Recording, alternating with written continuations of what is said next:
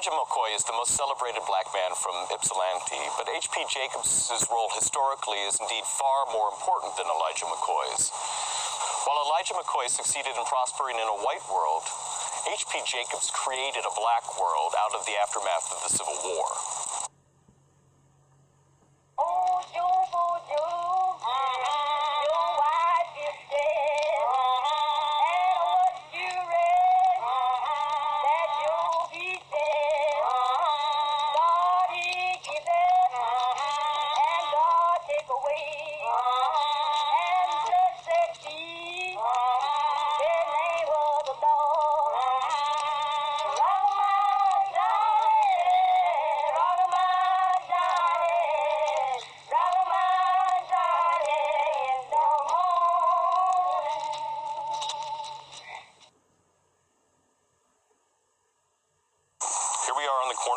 Catherine and South Hamilton Street at the site of Second Baptist Church, founded by H.P. Jacobs and William Casey before the Civil War.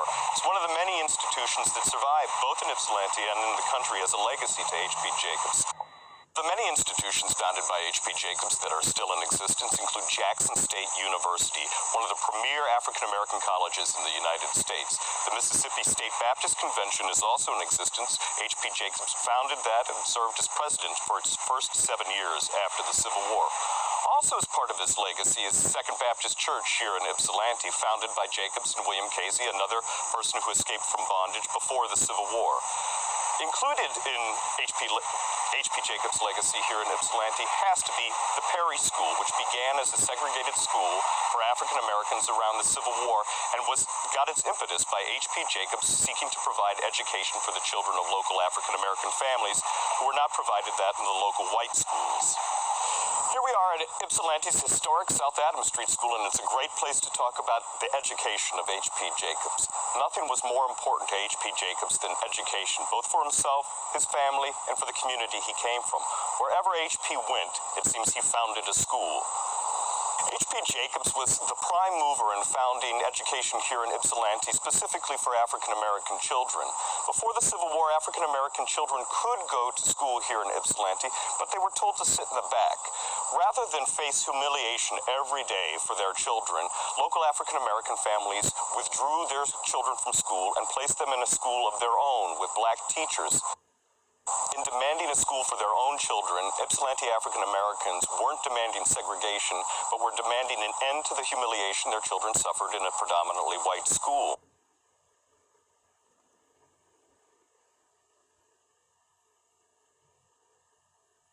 It was the ability to learn how to read and write that allowed H.P. Jacobs to forge his freedom papers and make a strike for liberty. He felt the same about all of his people. Education was a path to liberation. H.P. Jacobs was a lifelong learner. From learning how to read and write to facilitate his escape from bondage with his family, to becoming a medical doctor at a college in Louisville at the age of 65, H.P. Jacobs never stopped learning and never stopped demanding education for his people. Here we are at the home of Anna Jacobs DeHazen and her husband, Robert DeHazen, a local barber. Anna Jacobs DeHazen was H.P. Jacobs' oldest daughter and a graduate of the Normal College Music School. She would have taught music right here in the front rooms of this house. H.P. Jacobs and his wife Louisa would have 5 children, 3 of whom were born in bondage in Alabama: Sam, Mary, and Anna. 2 others would be born here in Ypsilanti, Elizabeth and Julia. As testimony to how close the family was, after the death of the mother Louisa, the eldest daughter, Anna, would raise the other children. Unusually for the time, the daughters of H.P. Jacobs continued to use their last name Jacobs after they were married, hyphenating their name with their husband's name. This is most certainly the home H.P. Jacobs would have visited on his return trips to Ypsilanti for various Emancipation Day celebrations or to visit with his family. This home was occupied by the Jacobs DeHazen family from about the mid-1880s until about 1910. The front room of this home was used by Anna Jacobs de Hazen to teach music to local African-American girls. Taught at Eastern Michigan University's Music Conservatory, Anna Jacobs de Hazen was one of the foremost African-American pianists in Ypsilanti of her time. Music is closely associated with the family of H.P. Jacobs. 3 of his daughters became music teachers after graduating from the Musical Conservatory here in Ypsilanti. His eldest daughter, Anna Jacobs de Hazen, taught piano at her front room of 111 South Adams Street. There, she trained her child, Allie de Hazen. Allie de Hazen, H.P. Jacobs' granddaughter, was said to be a musical genius, trained by her own mother in piano. Allie would go on to marry a doctor and live in Washington, Pennsylvania, where she would continue teaching music until her old age.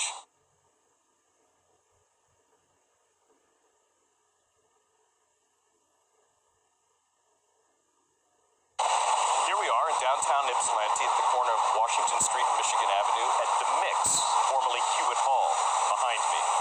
It used to have a 3rd story taken down in the early 1930s. In that 3rd story, innumerable events connected with Ypsilanti's African-American community were held, including several visits by Frederick Douglass and the adaptation of Harriet Beecher Stowe's Uncle Tom's Cabin well before the Civil War.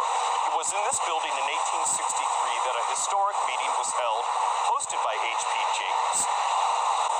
Attended by many of the most important African-American leaders of the Great Lakes, including the father of black nationalism, Martin R. Delaney, the meeting held in January 1863 behind me was a statewide convention of African-American men.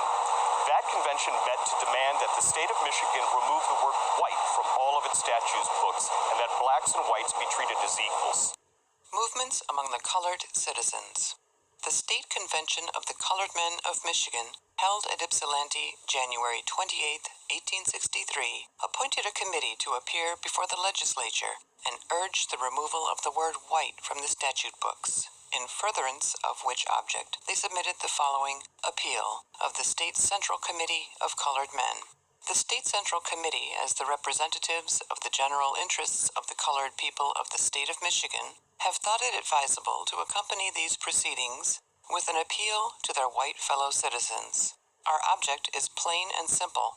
Organic disabilities are always dangerous, and the longer they stand, the more serious they become.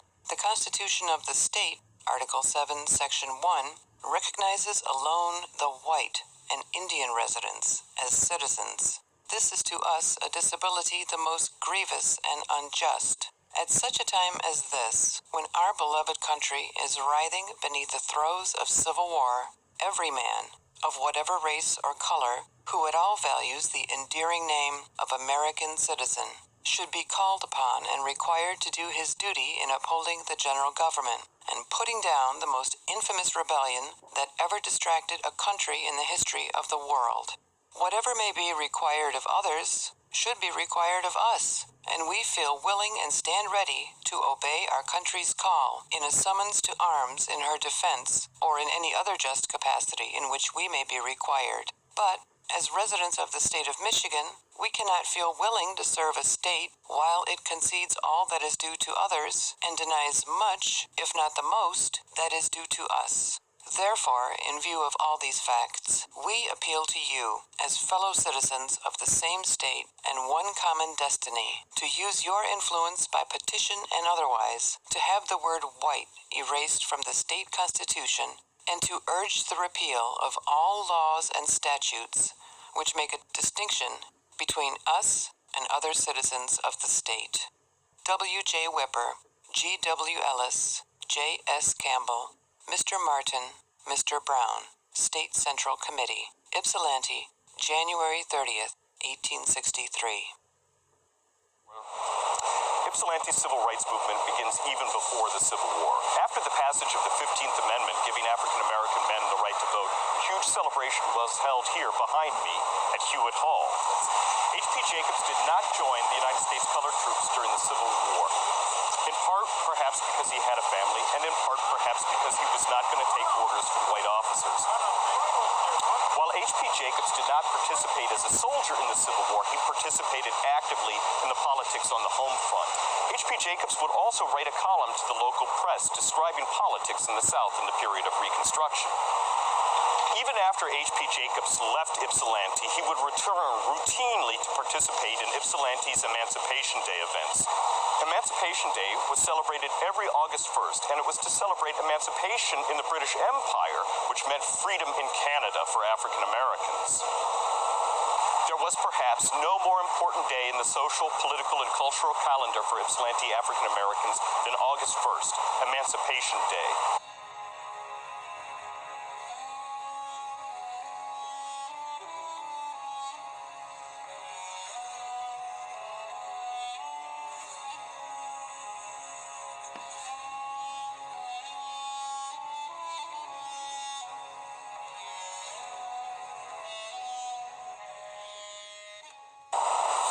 Perhaps the most important person, historically, black or white, to ever call Ypsilanti home was H.P. Jacobs, and he began his life here in Ypsilanti at Eastern Michigan University, formerly Michigan Normal College, as the janitor.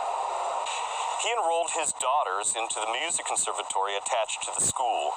There, his daughters learned piano and several other instruments and would go on to become some of the leading musicians in the African American community of their period. An 1859 fire here at the Michigan Normal College was blamed by the Detroit Free Press on the janitor, H.P. Jacobs, primarily because of his color. The story of H.P. Jacobs makes us ask how many other janitors, as full of potential as H.P. Jacobs himself, didn't become state senators, didn't found institutions like H.P. Jacobs, but lived their lives in drudgery. It's for those people that H.P. Jacobs dedicated his life.